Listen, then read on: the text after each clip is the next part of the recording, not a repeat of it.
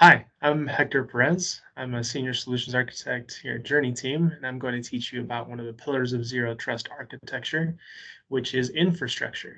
To learn about the other five pillars, check out our other videos. In a zero trust model, trust is never assumed, and security measures are applied consistently across the entire infrastructure.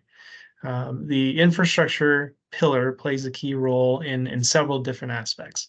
One of them is segmentation.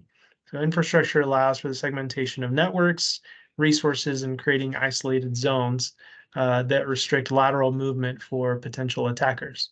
That helps contain and mitigate the impact of security incidents. Identity and access management is another one and is essential for being able to implement robust IAM policies. Monitoring and visibility enables deployment of monitoring tools and solutions to continuously assess and analyze network activities, which is definitely a part of Microsoft's solution set within Azure. Automation, and so being able to facilitate integration of automation orchestration tools to streamline security processes, that also is another important and key part of available Azure services.